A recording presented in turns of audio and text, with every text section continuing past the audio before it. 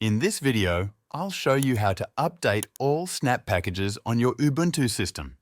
Snap is a package management system. Many applications on Ubuntu use Snap. Keeping Snap packages up to date helps your system stay secure and run smoothly. First, open your terminal. You can do this by pressing Ctrl Alt T on your keyboard. Now, in the terminal, type this command, sudo snap refresh, then press enter. The word sudo lets you run the command with admin rights. You might be asked to enter your password. Type it and press enter again. This command will check for updates for all Snap packages on your system.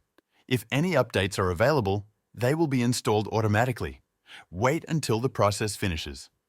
It might take a few seconds or a few minutes, depending on how many apps need updates. If you want to see a list of your installed Snap packages, you can run snap list. This shows the name, version, and update info for each Snap package. You can run sudo snap refresh regularly to keep your apps up to date. That's it.